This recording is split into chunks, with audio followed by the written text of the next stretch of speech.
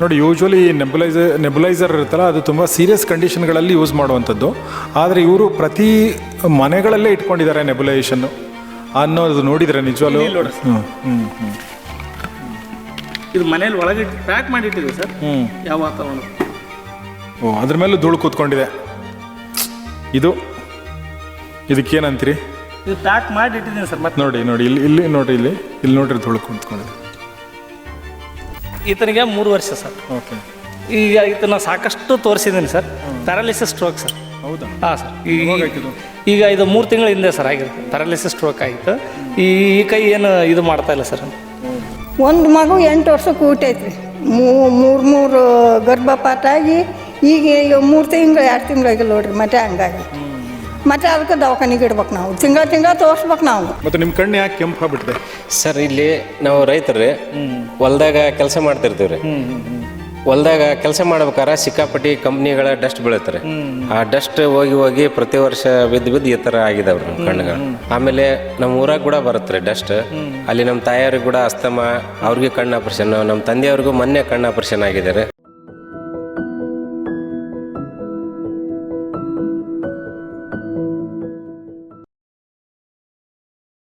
ನಾವೀಗ heart of the matter ಅಂತಾರಲ್ಲ, ಹಾಗೆ ನೇರವಾಗಿ ಆ ಒಂದು ಗ್ರಾಮಕ್ಕೆ ಬಂದಿದ್ದೀವಿ. ಗ್ರಾಮದ ಹೆಸರು ಹಿರೇಬಗನಾಳ. ಇದು ಮೇನ್ ಏನು ರೋಡ್ ಇದೆ ಹೊಸಪೇಟೆ, ಆ ರೋಡಿಂದ ಸುಮಾರು 7-8 ಕಿಲೋಮೀಟರ್ ದೂರ ಆಗುತ್ತೆ ಅಂತ ಅನ್ಕೋತೀನಿ. 4 ಕಿಲೋಮೀಟರ್. ನೀವು ಬರ್ತಾ ಇದ್ದರೆ ನಿಮಗೆ ಎಂಥ ಒಂದು ಫಲವತ್ತಾದ ಭೂಮಿಗಳು ಸಿಗ್ತಾವಂತಂದರೆ ಅಷ್ಟು ಫಲವತ್ತಾದ ಭೂಮಿಗಳಿದೆ. ಆದರೆ ಫಲವತ್ತಾದ ಭೂಮಿಗಳ ಪಕ್ಕದಲ್ಲೇ ನಿಮಗೆ ದೊಡ್ಡ ದೊಡ್ಡ ಕಾರ್ಖಾನೆಗಳು ಸಿಗ್ತವೆ.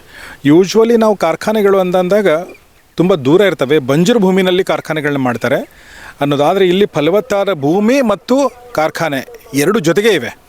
ಆದರೆ ಫಲವತ್ತಾದ ಭೂಮಿ ಫಲವತ್ತಾಗಿ ಎಷ್ಟು ದಿನ ಉಳಿಯುತ್ತೆ ಗೊತ್ತಿಲ್ಲ. ಯಾಕೆಂದರೆ ಆ ಒಂದು ಡಸ್ಟು, ಆ ಒಂದು ಹಾರು ಬೂದಿ. ಇಲ್ಲೇ ನನ್ನ ರೈಟ್ ಸೈಡಿಗೆ ನೀವು ನೋಡ್ಬೋದು, ಇಲ್ಲಿ ತನುಷ್ 1 ಅನ್ನೋ ಒಂದು ಕಾರ್ಖಾನೆ, ಇನ್ನೊಂದು ಪಕ್ಕದಲ್ಲಿ ತನುಷ್ 2 ಅಂತ ಆ ಕಡೆ ಒಂದು ಇರುವಂಥದ್ದಿದೆ. ಆಮೇಲೆ ಈ ಕಡೆ ನೋಡಿದರೆ ನಿಮಗೆ ಇಲ್ಲಿ ನೀವು ವನ್ಯ ಸ್ಟೀಲ್ ಅಂತ ಒಂದು ಮತ್ತು ವನ್ಯ 2 ಅಂತ ಒಂದು 2 ಕಾರ್ಖಾನೆಗಳಿದೆ. ನೀವು ನೋಡ್ಬೋದು ಅದನ್ನು. ಅಂದರೆ ರೈಟ್ ಬಿಹೈಂಡ್ ದ ಕ್ರಾಪ್, ಬೆಳೆ ಕಾಣುತ್ತೆ, ಬೆಳೆ ಹಿಂದೆ ಕಾರ್ಖಾನೆಗಳಿದೆ.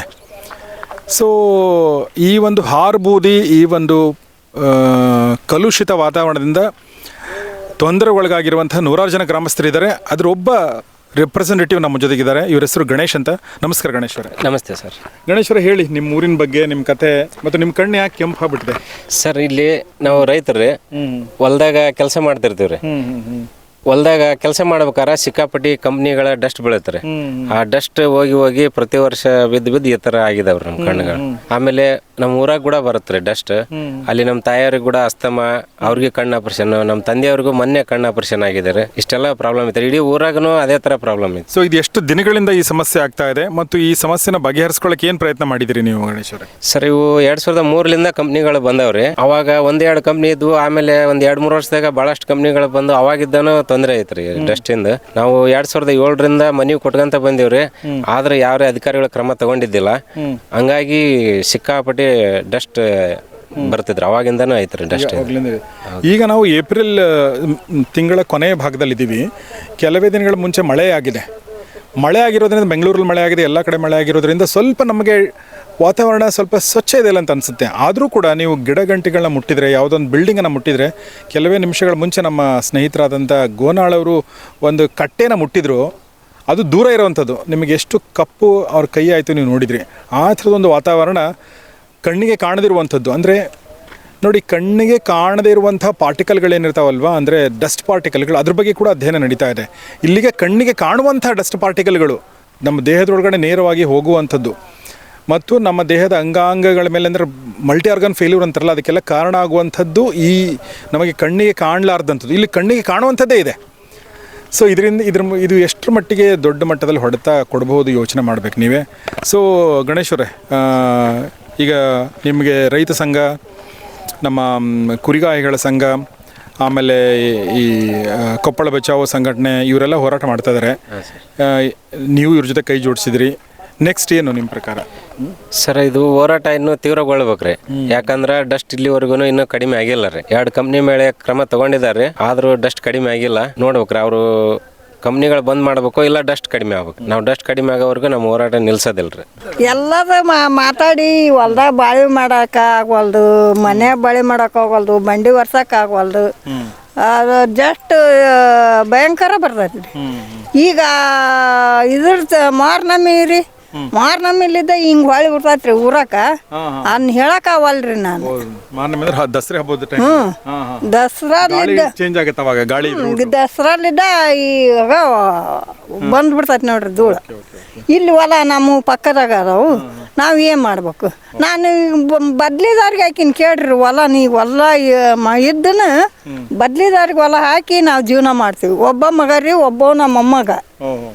ನಮ್ಗೆ ಈಗ 14-15 ವರ್ಷ ಆತು ಮಗನ ಮದುವೆ ಆಗಿ. ಒಂದ ಮಗು 3 ಗರ್ಭಪಾತ ಆಗ್ಯಾವ. ಈಗ ಅಮ್ಮ ಮಾಡ್ತಾಳ್ರಿ ಹೊರವು. ಆಕಿ ಡೆಸ್ಟ್ ಅಲರ್ಜಿ ಆಗಿ ಬರೋಲ್ದು ಇಲ್ಲಿ. ನಮ್ಮ ಮಗನು ಅದ ಡೆಸ್ಟ್ ಅಲರ್ಜಿ. ಆತನು ಎಷ್ಟು 1.5 ವರ್ಷ ಮನ್ಯಾಗ ಅದನ್ರಿ. ಒಬ್ಬನ ಮಗ ದುಡ್ದು ಹಾಕ್ಬೇಕು, ನಾವು ತಿನ್ಬೇಕು. ನಂದು ಕಣ್ಣು ಆಪರೇಷನ್, ಆತಂದು ಡೆಸ್ಟ್ ಅಲರ್ಜಿ. ಆತನ JCP ಆಪರೇಟ್ರ್ ಅದನ್ನ ರೀ. ಅದ್ರಾಗ ಹೋಗಿ ಡೆಸ್ಟ್ ಹೋಗಿ ಹೋಗಿ ಹೋಗಿ ಹೋಗಿ ಗಂಟು ಆಗ್ಯಾವ್ರಿ. ನಮ್ಮ ಮನ್ಯಾಗ ಎಲ್ಲ ಪೈಲ ಅದಾವ್ರಿ. ಅವನು ನಮ್ಮ ಹುಡುಗನು. ನಿಮ್ಮ ಮಗನ ಹೆಸರೇನು? ಗೌಸಿದ್ದಪ್ಪ ರೀ. ನನ್ನ ಹೆಸರು ಗೌಸಿದ್ದಮ್ಮ ಪಲ್ಯದ್ರಿ. ನಮ್ಮ ಮಗನ ಹೆಸರು ಗೌಸಿದ್ದಪ್ಪ ರೀ. ಪವನ್ ಕುಮಾರ್, ಪವಿತ್ರ. ನಾವು 4 ಮಂದಿ ರೀ. ನಮ್ಮ 4 ಮಂದಿದು ನಮ್ಮ ದವಾಖಾನಿ ಮನಿ. 3 ರೂಪಾಯಿ ದುಡ್ದು 6 ರೂಪಾಯಿ ಖರ್ಚಾಕತ್ತಿ ನಾವು. ಬರೇ ದವಾಖಾನಿಗೆ ಇಡೋದು ನಾವು. ಎಲ್ಲಿದ್ದ ಒಟ್ಟು ಡೆಸ್ಟ್ ಬರ್ಲಾರಂತ ಆಗ್ಬಿಟ್ರೆ ಸಾಕ್ರಿ ನಮಗೆ. ಕಂಪ್ನಿ ಅವ್ರನ್ನೇನು ಬಂದ್ ಮಾಡಂದಿಲ್ಲ ನಾವು. ಒಟ್ಟು ಡೆಸ್ಟ್ ಬರಬಾರ್ದು ನಮಗೆ ಡೆಸ್ಟ್ ಬ್ಯಾಡ್ರಿ.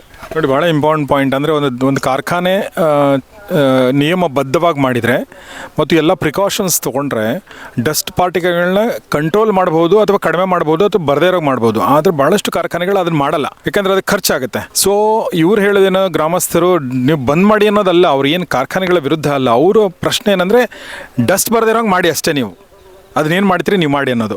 ಹೌದ್ರಿ. ಮತ್ತೆ ಅಭಿವೃದ್ಧಿ ಅಂದ್ರೆ ಇದು ಏನು ಅಭಿವೃದ್ಧಿ? ನಮ್ಮದು ಹೋದ್ರೆ ಯಾವ ಊರು ಅಂದ್ರೆ ಹಿರೇಬಗ್ನಾಳ ಅಂತಾರ್ರಿ.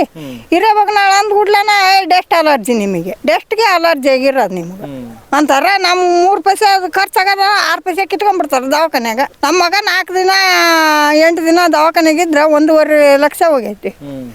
ಯಾರು ಕೊಡ್ಬೇಕ್ರಿ? ನಮ್ಗೆ ಏನು ಪರಿಹಾರ ಯಾರು ಕೊಡ್ಬೇಕು? ಎಂತಾರ ಬಂದಾಗ್ಯಾರ ನಮ್ಮ ಮನೆಗೆ. ಯಾರು 10 ಪೈಸೆ ಇಡ್ರಿ ಪರಿಹಾರ ಅಂತ ಯಾರು ಅಂದಿಲ್ಲ ನಮಗೆ. ಯಾರೆಲ್ಲ ಬಂದು ಹೋಗಿದ್ದಾರೆ ನಿಮ್ಮ ಮನೆಗೆ? ನಮ್ಮ ಮನೆಗೆ ಎಲ್ಲ ರಾಗಣ್ಣ ಬಂದಾನ, ಸಂಗಣ್ಣ ಬಂದಾನ, ಎಲ್ಲರೂ ಬಂದಾರ್ರಿ. ಯಾರ್ರಿ ಅವರು?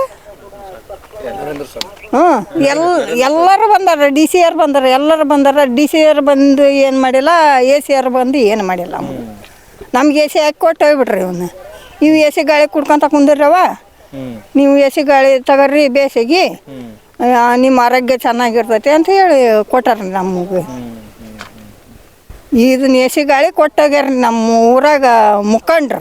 ಓಟ್ ಹಾಕಕ್ಕೆ ಬರ್ತಾರ, 5 ವರ್ಷಕ್ಕೊಮ್ಮೆ 10 ವರ್ಷಕ್ಕೊಮ್ಮೆ ಬರ್ತಾರ, ಓಟ್ ಹಾಕ್ಸಂತಾರ.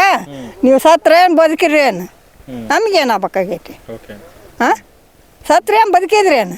ನಮಗೇನು ಆಗ್ಬೇಕಾಗೈತಿ ಅಂತ ಮಾಡ್ತಾರ್ರಿ. 10 ಚೀಲ ಗೊಬ್ಬರ ಹಾಕಿದ್ರೆ 4 ಚೀಲ ಕಾಳು ಬೆಳಿತಾವು. ಮತ್ತು ಅಡ್ಜಸ್ಟ್ ಮಾಡಿ ನಾವು ಇಟ್ಟು ದವಾಖಾನಿಗೆ ಇಡ್ತೀವಿ. ಹೊಲ ಮನೆ ಮರ್ಕೊಂಡು ನಾವು ಕೂಡ ಒಂದ್ಸವಳೆ ಇಲ್ದಂಗೆ ಆಗಿ ಹೋಗ್ತೀವಿ. ನಾವು ಒಂದ್ಸವಳೆ ಇಲ್ದಂಗೆ ಆಗಿ ಹೋಗತ್ರಿ ನಮ್ದು. ಈಗ ನಮ್ಮ ಮಗುಗೆ 14 ವರ್ಷ ಆಗೈತೆ ರೀ ಮದುವೆ ಆಗಿ. ಈಗ ಮನೆ ತುಂಬ ಮಕ್ಕಳು ಆಗ್ಬೇಕು ನಮಗೆ. ಒಂದು ಮಗು 8 ವರ್ಷಕ್ಕೆ ಊಟೈತ್ರಿ. 3 ಗರ್ಭಪಾತ ಆಗಿ ಈಗ 3 ತಿಂಗಳು 2 ತಿಂಗಳಾಗಿಲ್ಲ ನೋಡ್ರಿ. ಮತ್ತೆ ಹಂಗಾಗಿ ಮತ್ತೆ ಅದಕ್ಕೆ ದವಾಖಾನಿಗೆ ಇಡ್ಬೇಕು ನಾವು. ತಿಂಗಳ ತೋರಿಸ್ಬೇಕು ನಾವು. ಆಕಿನ ತಿಂಗಳ ತೋರಿಸ್ಬೇಕು, ನಮ್ಮ ಮೊಮ್ಮಗನ ತೋರಿಸ್ಬೇಕು, ನಾ ತೋರಿಸ್ಕೋಬೇಕು, ನನ್ನ ಮಗನ ತೋರಿಸ್ಬೇಕು. ಎಲ್ಲ ತೋರಿಸಿವಿ, ಎಲ್ಲ ಮಾಡಿವ್ರಿ. ಅಲ್ಲಿ ನಾ ಇದ್ದಲ್ಲಿಗೆ ಬಂದ್ಬಿಡ್ತಾರ್ರಿ. ಈಗ ಇದಕ್ಕೆ ಉತ್ತರ ಕೊಡೋರು ಯಾರು ಅನ್ನೋದು ಪ್ರಶ್ನೆ. ಸ್ನೇಹಿತರೆ, ನಾವು ಹಿರೇಬಗ್ನಾಳ ಗ್ರಾಮದಲ್ಲಿದ್ದೀವಿ.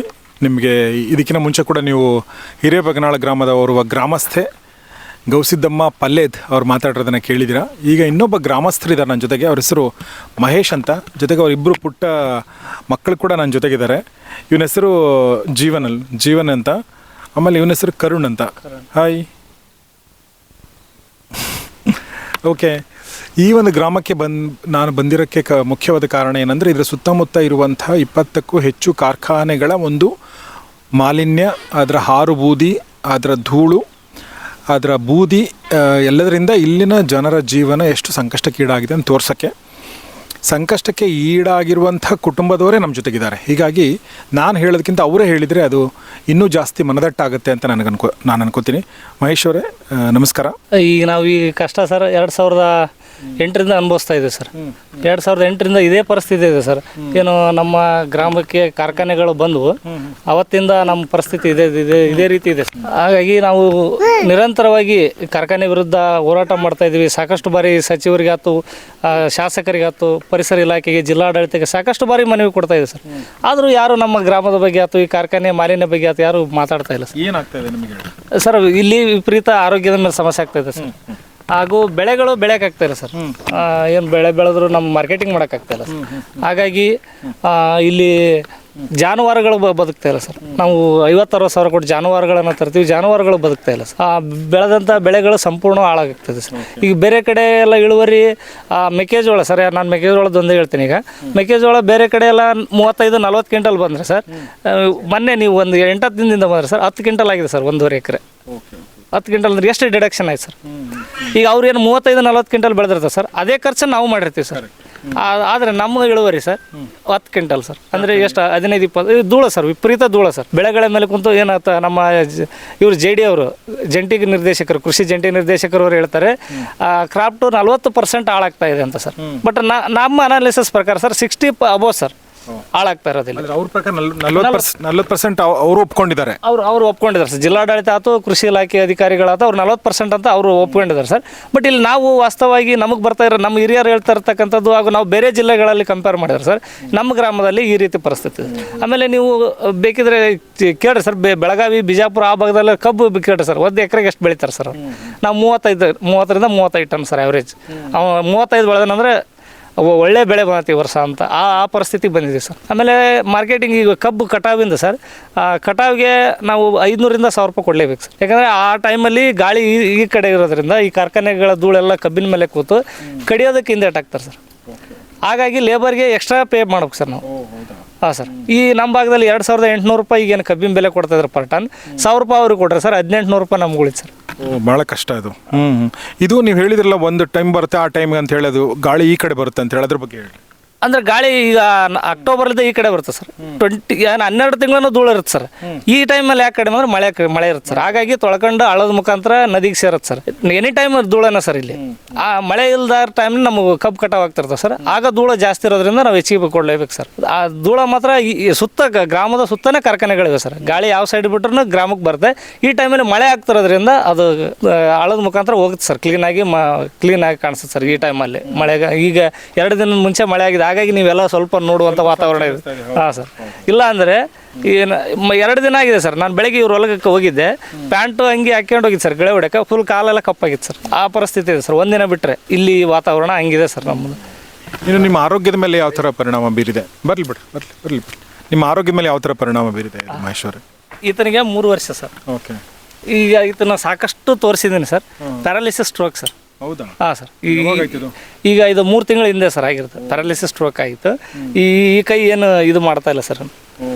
ಈಗ ನಮ್ಮ ತಾಯಿಯವ್ರಿಗೆ ಮೊಣಕಾಲು ಸರ್. ಆಮೇಲೆ ಅವ್ರಿಗೆ ಉಸಿರಾಟದ ಸಮಸ್ಯೆ ಸರ್.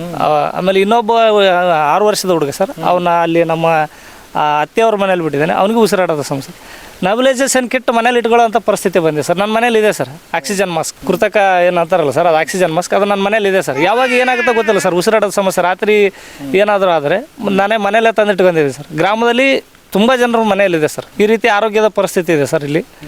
ಇಲ್ಲಿ ಯಾವುದೇ ಹಾಸ್ಪಿಟ್ಲ್ ಇಲ್ಲ ಸರ್. ಕೊಪ್ಪಳಕ್ಕೆ ಹೋಗ್ಬೇಕು. ಈ 2-3 ಜನ ಇಲ್ಲಿ ಡಾಕ್ಟರ್ಸ್ ಇದ್ದಾರೆ ಸರ್. ಈಗೆಲ್ಲ ಫುಲ್ ಆಗಿರುತ್ತೆ ಸರ್ ಹಾಸ್ಪಿಟ್ಲ್. ಹೌದಾ? ಹಾಂ ಸರ್. ಎಲ್ಲಿ ಹಾಸ್ಪಿಟ್ಲು? ಗ್ರಾಮದಲ್ಲಿದೆ ಸರ್. ಹಾಂ ಸರ್. ಅಂಥ ಪರಿಸ್ಥಿತಿ ಇದೆ ಸರ್. ಇನ್ನೂ ಯಾಕೆ ಈ ಸರ್ಕಾರ ಕಾರ್ಖಾನೆಗಳನ್ನು ಇಲ್ಲಿಗೆ ತಂದು ಹಾಕೋದು, ಈ ಕಾರ್ಖಾನೆಗಳನ್ನು ಮಾಲಿನ್ಯವನ್ನು ಹತೋಟಿಗೆ ಯಾಕೆ ಮಾಡ್ತಾ ಇಲ್ಲ ಅನ್ನೋದು ನಮ್ಮ ಪ್ರಶ್ನೆ. ಇಷ್ಟೆಲ್ಲ ಹೋರಾಟಗಳು ನಡೀತಾ ಇದ್ರು, ಇಷ್ಟೆಲ್ಲ ವರದಿಗಳನ್ನು ಸ್ವತಃ ಜಿಲ್ಲಾಧಿಕಾರಿಗಳೇ, ಕೃಷಿ ಇಲಾಖೆ 40% ಬೆಳೆ ಹಾನಿ ಆಗ್ತಾ ಇದೆ, ಆಮೇಲೆ DH ಅವರು ಇಷ್ಟಿಷ್ಟೆಲ್ಲ ರೋಗಗಳಿದೆ ಅಂತ ಹೇಳಿದ್ರು, ಕಾರ್ಖಾನೆಗಳ ಮೇಲೆ ಯಾಕೆ ಕ್ರಮ ಆಗ್ತಾ ಇಲ್ಲ? 5 ಕಾರ್ಖಾನೆಗಳಿಗೆ ಇವರು ಕ್ಲೋಸರ್ ನೋಟಿಸ್ ಕೊಟ್ಟು ಬಂದಿರುವಂಥ ಕಾರ್ಖಾನೆಗಳನ್ನೇ ಮುಚ್ಚಿ ಉಳಿದ ಮಾಲಿನ್ಯ ಮಾಡುವಂಥ ಕಾರ್ಖಾನೆಗಳನ್ನು ಇವರು ಮುಚ್ಚದೇ ಇರೋದು ನಮಗೊಂದು ರೀತಿ ಅನುಮಾನ ಆಗ್ತಾ ಇದೆ ಸರ್. ಏನು ಏನಕ್ಕೆ ಈ ಕಾರ್ಖಾನೆಗಳು ಏನು ಬಲಾಢ್ಯರ ಕಾರ್ಖಾನೆಗಳಂತ ಏನು ಮುಗಿಸ್ತಾ ಇಲ್ವೋ ಏನಕ್ಕೆ ಮಾಡ್ತಾ ಇಲ್ಲ ಅನ್ನೋದು ನಮ್ದೊಂದು ಪ್ರಶ್ನೆ ಸರ್. ಇಷ್ಟೆಲ್ಲ ನಾವು ಪ್ರತಿನಿತ್ಯ ನಮ್ಮ ಅಳಲನ್ನ ತೊಡ್ಕೊಳ್ತೀವಿ ಫೇಸ್ಬುಕ್ ಲೈವ್ ಮುಖಾಂತರ. ಇಷ್ಟೆಲ್ಲ ಈಗ 6-7 ತಿಂಗಳಿಂದ ಅವರು ನಿರಂತರವಾಗಿ ಹೋರಾಟ ಮಾಡ್ತಾ ಇದ್ದಾರೆ. ನಾವು 5 ವರ್ಷದಿಂದ ಸತತವಾಗಿ ಮನವಿ ಕೊಡ್ತಾ ಇದ್ವಿ. ಯಾಕೆ ನಮ್ಮ ಮನವಿ ಸರ್ಕಾರ ಸ್ಪಂದಿಸ್ತಾ ಇಲ್ಲ? ಯಾಕೆ ನಮಗೆ ಬದುಕು ಹಕ್ಕಿಲ್ವ ಸರ್? ನಮ್ಮ ಮಕ್ಕಳ ಭವಿಷ್ಯ ಹಾಳಾಗ್ತಾ ಇರೋದು ಸರ್ಕಾರಕ್ಕೆ ಗೊತ್ತಾಗ್ತಾ ಇಲ್ವ ಸರ್? ಎಂಥ ಪ್ರಶ್ನೆ ಕೇಳಿಬಿಟ್ರಿ ನೀವು, ಬದುಕೋ ಹಕ್ಕಿಲ್ಲ ಅಂತ ಹೇಳಿ ಅಲ್ವಾ? ಸೊ ಬದುಕುವ ಹಕ್ಕು ಎಲ್ರಿಗೂ ಇದೆ. ಸಂವಿಧಾನ ಎಲ್ರಿಗೂ ಬದುಕುವ ಹಕ್ಕು, ಬದುಕುವ ಹಕ್ಕು, ಆರೋಗ್ಯದಿಂದ ಬದುಕುವ ಹಕ್ಕು, ಘನತೆಯಿಂದ ಬದುಕುವ ಹಕ್ಕು ಮತ್ತು ನಾವು ಅಂದ್ಕೊಂಡ ರೀತಿ ಬದುಕು ಮಾಡುವಂಥ ಹಕ್ಕು ಕೂಡ ನಮಗಿದೆ.